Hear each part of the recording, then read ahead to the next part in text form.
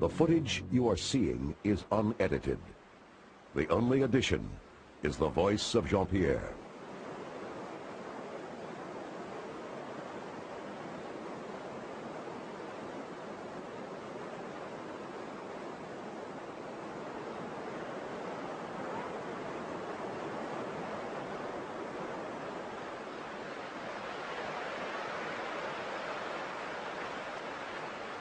According to Huawei, they don't believe that the white man exists. But if they do, that makes me one of the living dead.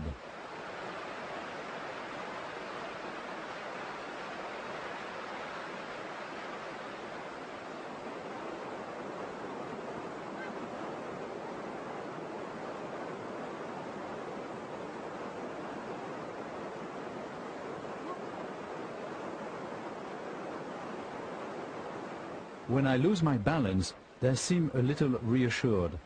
Ghosts don't fall, I guess.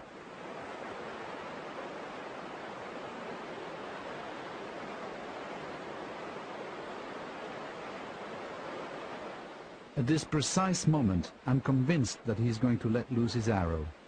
Maybe he wants to see if it will pass through my body or not.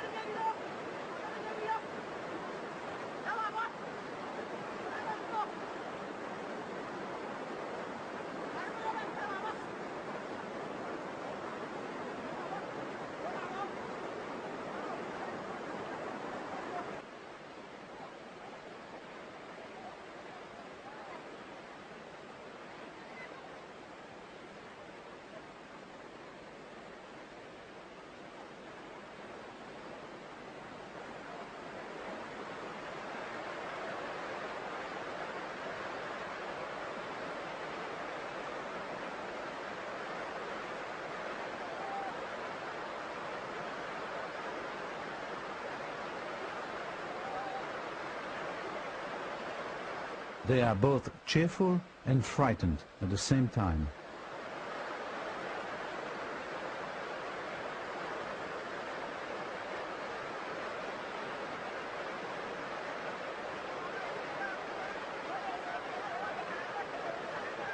This one tells the woman to stay back.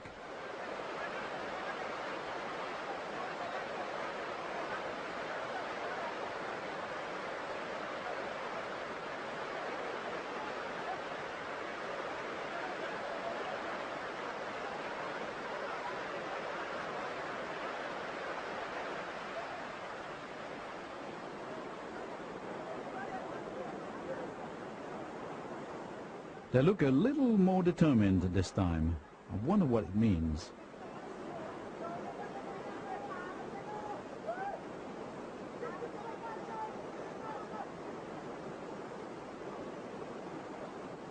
I feel it's important to show them my peaceful intentions.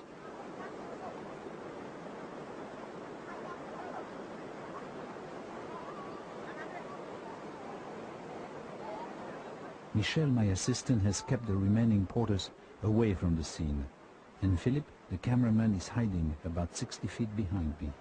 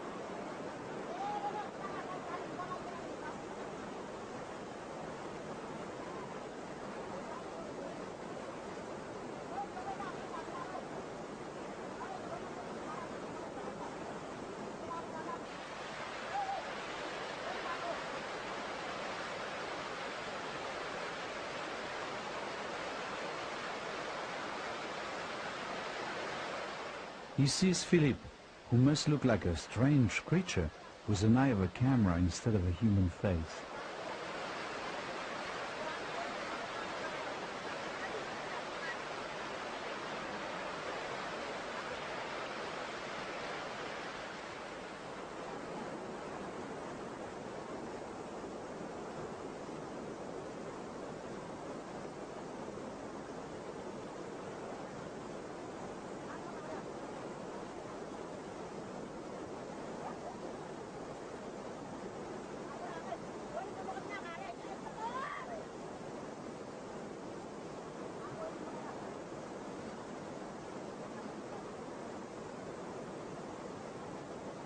Philippe has been on previous expeditions with me, and he knows these stone axes are deadly weapons.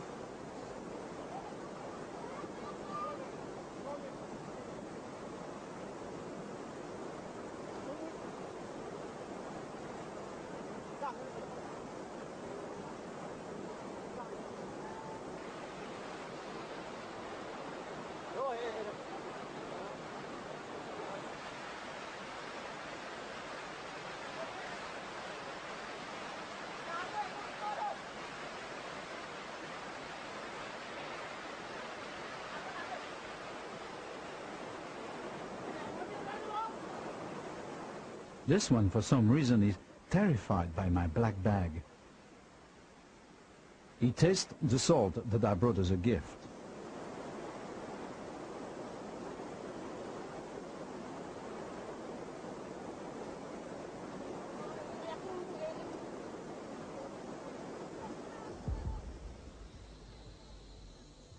Danger.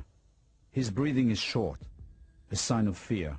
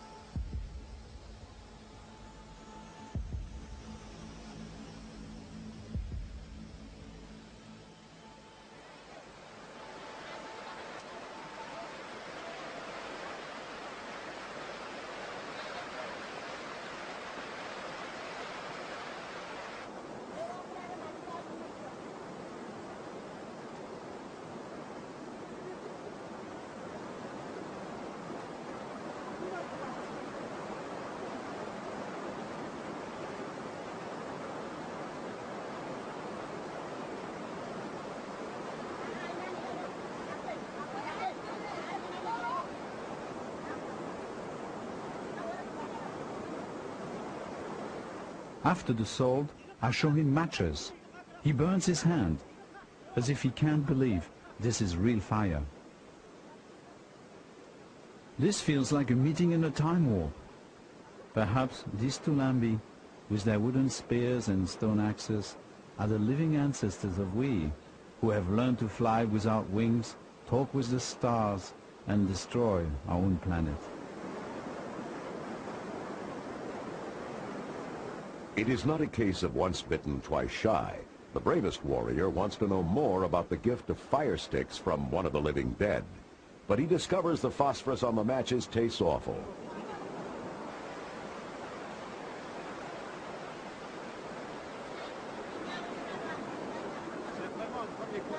The gift of instant fire seems to convince the Tulambi that Dutilleux, living dead or not, is socially acceptable, or at least is no immediate threat. With what may be one of the oldest gestures of humankind, the right hand, the weapon hand, is offered in greeting.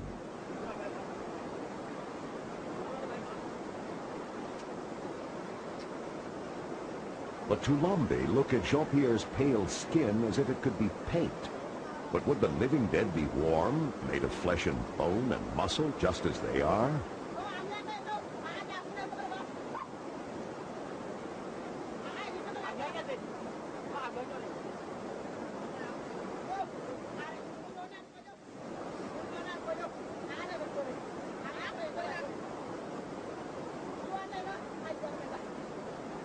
It seems like the Tulambi have never seen a white man, and that they're finally prepared to believe their own eyes. The long, soft hair of the Caucasian is clearly another wonder of the world.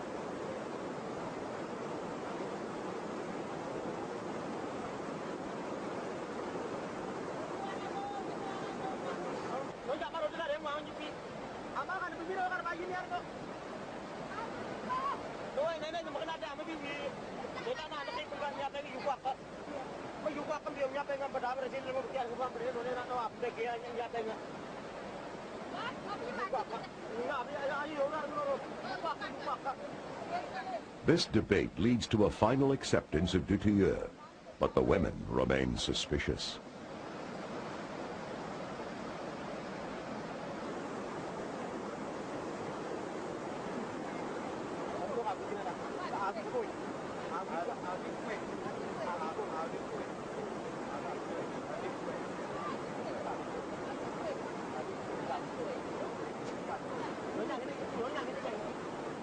Now the Tulambi urge Jean-Pierre to join them on the other side of the river.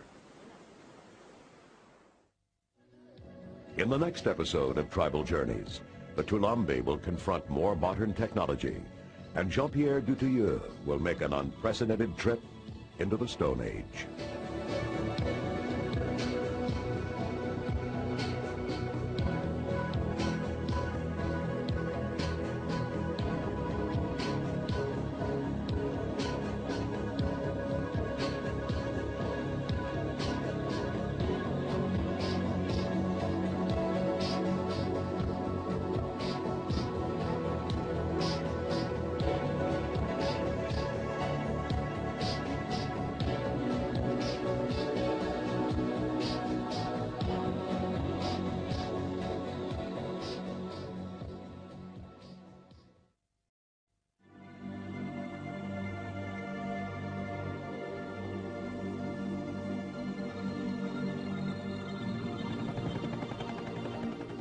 North of Australia and over twice the size of Spain, New Guinea is the tribal world's last frontier.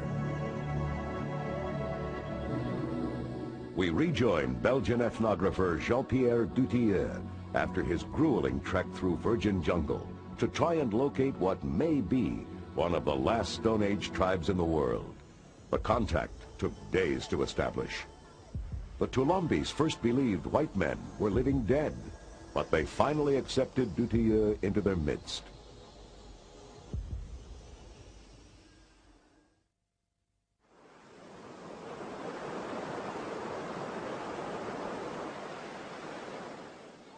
Jean-Pierre now offers the Tulambi their first matches, but they have no idea how to use them.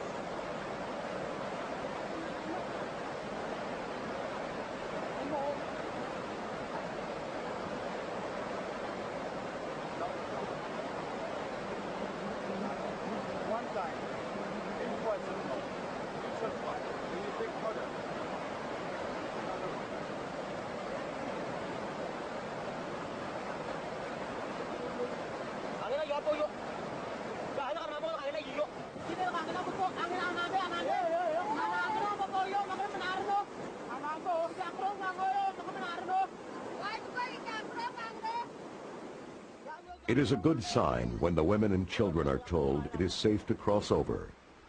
Headman Wawe goes back to help them across the bridge that spans the ages. Duthieux learns the names of the advance party, Sanjuga and Gio.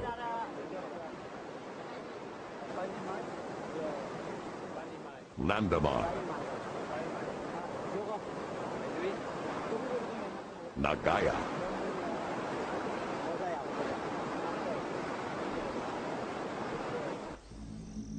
slowly, cautiously, they explore this alien land on the other side of the river.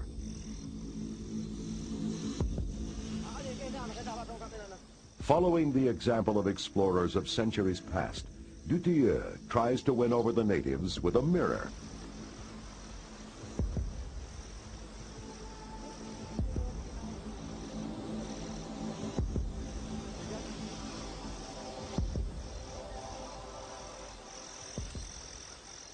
They have never seen their own image, except as a trembling reflection in rivers and pools.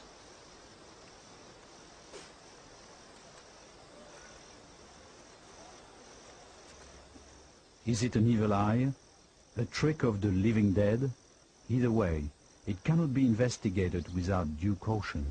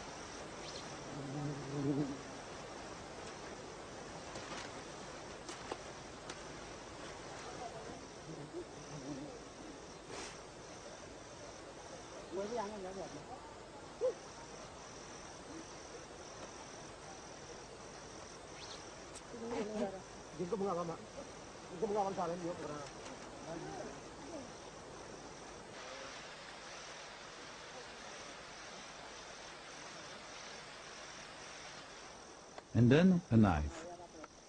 Stone Age man short-circuiting evolution, leaping in the Bronze Age, the Iron Age, to reach the Age of Steel.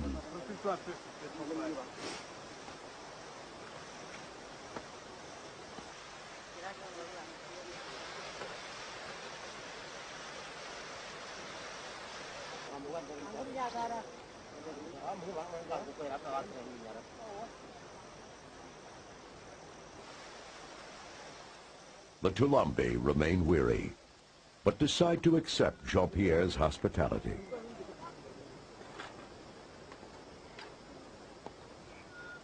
Metal plates, pots, and pans are another wonder.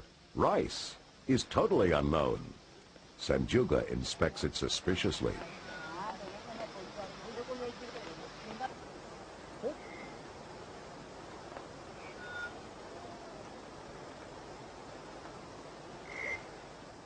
And Gio doesn't like the rice at all. But he changes his mind when I add salt.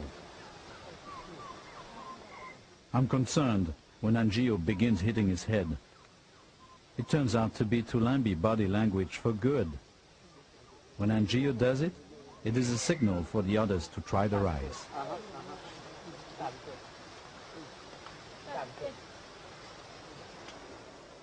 Instead of the customary scoop-shaped leaf, Jean-Pierre offers Sanjuga a spoon, but it's the rice that inspires all the headbanging. The modern idea that form follows function, that the design of the spoon will dictate its proper use, is obviously not self-evident.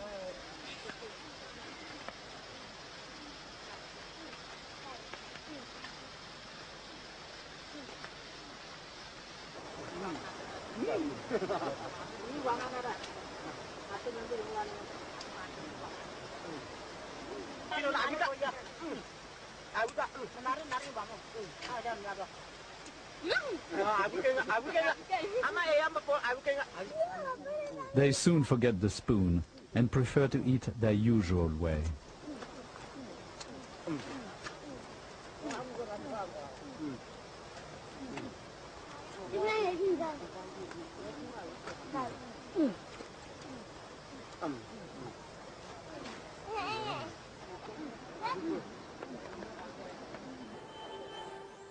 My cameraman, Filippo Tiglione, can now get close to individuals without their paying any attention. They have grown accustomed to his face with its cyclop eye of a camera lens, and so pay no attention to him as they investigate the mystery of my camp.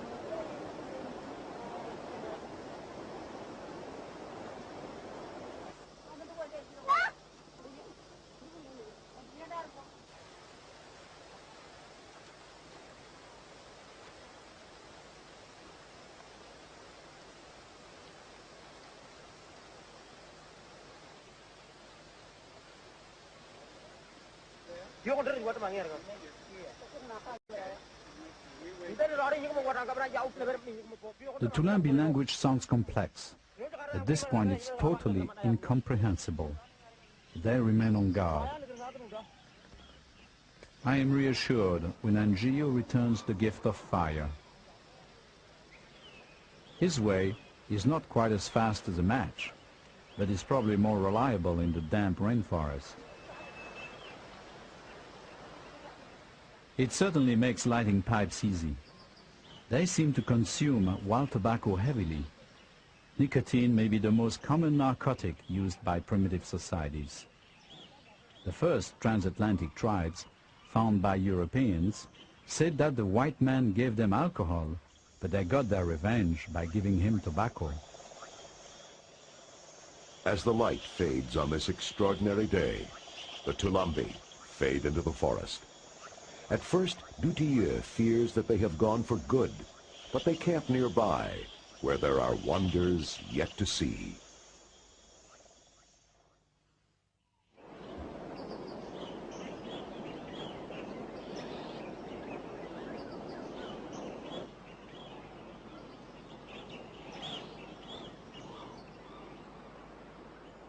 Next morning, it is Dutilleux's turn to visit the Tulambi. Despite his research, their culture and language remain unknown. Jean-Pierre has come to the conclusion that the Tulambi are just what they seem to be, the living ancestors of modern man. Yet, to be convinced, he has questions that need answers. They may have not seen matches or rice or plastic cups, but surely they've seen and heard planes fly by. Maybe they believe them to be chariots of the gods. In any case, the Tulambi are clearly part of what Dutilleux calls the Fourth World. Tribes in the depths of the world's rainforests that are so isolated they escape both the benefits as well as the burdens of human progress. As Dutilleux writes in his journal, there are very few groups of human beings still living in the Fourth World. Some survive in the Amazon, a few others can be found in New Guinea. When the last ones are contacted and moved from the Stone Age into the modern world, from being free and masters of their own destiny to being poor and at the lowest level of our Western society, it is a part of ourselves that will vanish forever.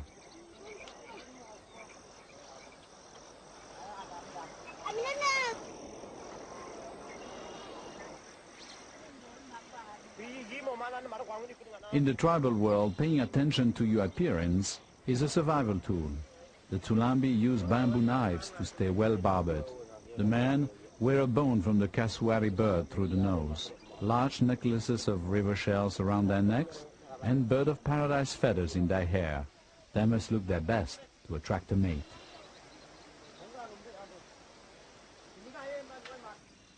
These people are hunters and gatherers. They survive by living with their environment, not off of it. The Tulambi return Dutilleux's hospitality, and Gio shows how they make arrows and spearheads. Sleep. Then Jean-Pierre gets down to work. As always in this type of situation, he uses a rudimentary show-and-tell session to begin to understand the Tulambi language. How do you call the house? Anger? Anger? Yeah. Anger. Anger. How do you call the grass skirt? This? Aiga. Aiga. Aiga. And the necklace, Nungwa. Necklace. Nunga. No. Nungwa. Kamuka. Kamuka. Kamuka. Kamuka. Kamuka. Kamuka. Kamuka. Aiga. Aiga. Ange. Ange. Ange. Sa. Sa. Sa. Sa. No. No. Sa is sleep. Okay. Class over. They take Jean-Pierre out into their forest.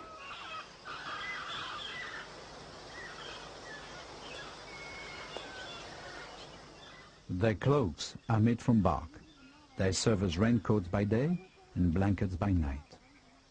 The entire tribe, including the best-behaved children that I have ever met, move in uncanny silence for fear of alerting the game.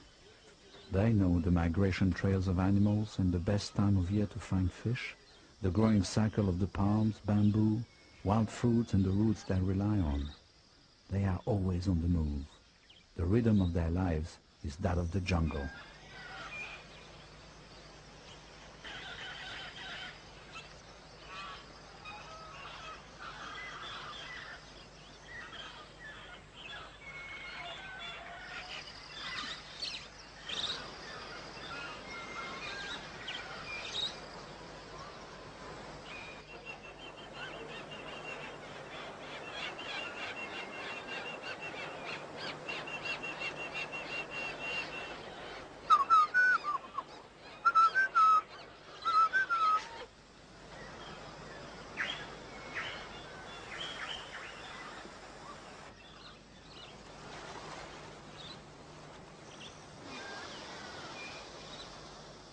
For hundreds of generations, life for the Tulambi has revolved around their eternal quest for sustenance. It gives them no time to create complex art or a written language, to develop science or conceive profound metaphysical philosophies. Nor has their endless and simplest form of consumerism led to overpopulation, environmental destruction, or the threat of nuclear extermination.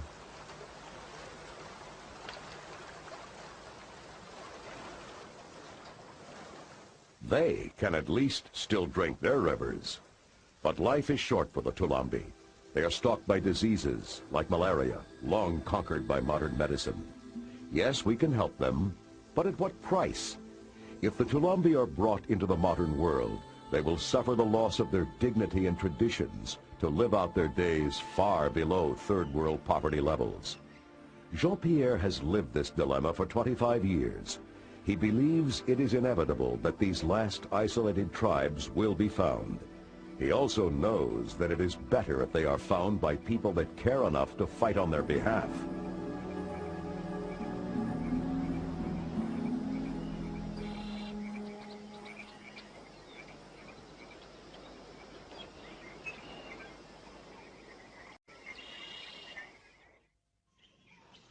It is Sunday.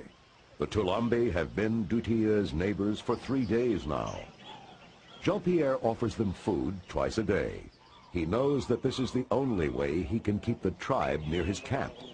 The food means the tribesmen don't have to hunt and gather for themselves, but the expedition supplies are running low. It is time for the Tulambi and the explorers to go back to their respective worlds. It is clear that the Tulambi are no longer frightened by Dutille. They are clearly no longer wary of the expedition, just bewildered and perhaps a little in awe. But they no longer seem to believe the white men are living dead.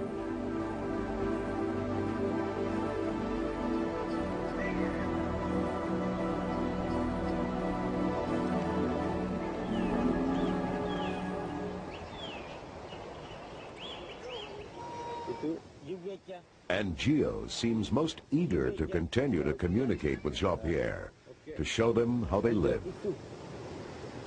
Can I see the bag? Tu vois? Ira. Ira. L'os de cassoir, le poignard. Et tout? Amy Zara. Ah ouais? Amy Zara. Amy Zaga. But what is it? Can you open?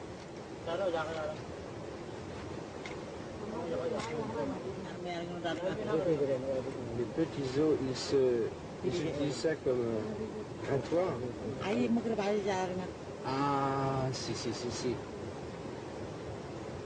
Et tout? Pour enlever les épines. D'accord. Ok. With Huawei, an ally helping to interpret, Dutille puts this together. It is Angio's story. We are separate people. We have no contact with the outside world. The first outsider we met was Huawei from the Uya tribe. We came here for medicine that Huawei told us about. We believe in the shaman, but it doesn't always work. We almost died, all of us. We are not strong enough to walk across the big mountains. I'm a human being. I was alone in my mother's belly, not with others like the pigs. My grandfather told me white men did not exist. Now I know they do. I met them. I will return to my forest and die over there. It is the end of my story.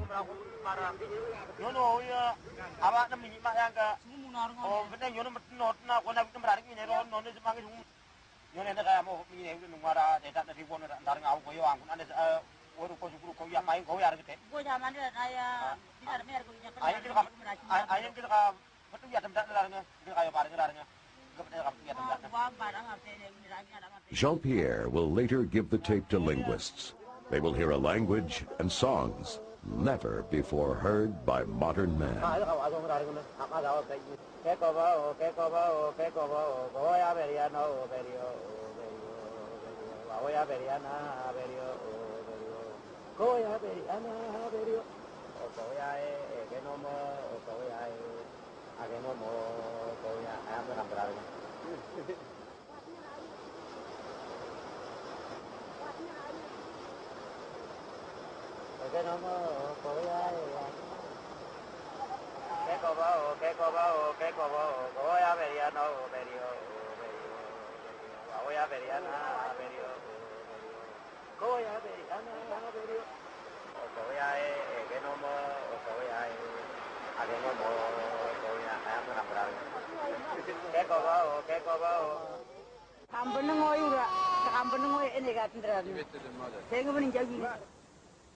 Huawei's original promise to the Tulambi tribe is kept. Dutiya administers a concoction of aspirin, vitamin C, and quinine. It can do wonders, but it tastes awful. Assisting these people was the purpose of this expedition in the first place. Allah tries to explain how and when to take the pills to prevent malaria, the main killer in these highlands. We leave enough quinine and vitamins to last the Tulambi for 6 months. Hopefully, the Papuan government will continue to supply them after our departure.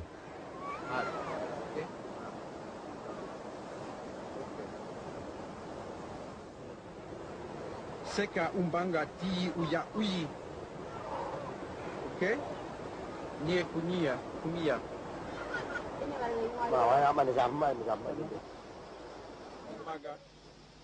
Dutiya and his team spent 3 days with the Tulambi. They must return to their people, and it's time for the members of the expedition to do the same.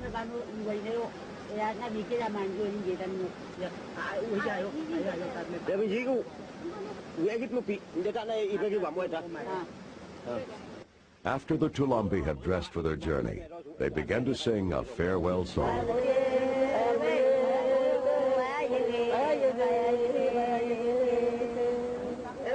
They lost their drums to their enemies, so they symbolically used their pipes.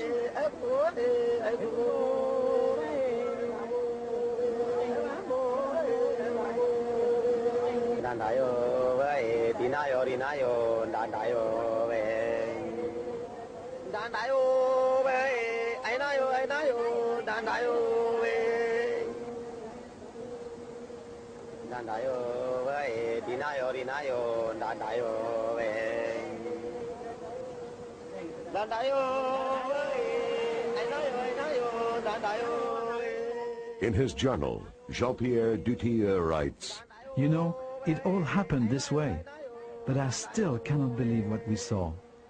I must continue my research and I will return to find out whether I was dreaming or not.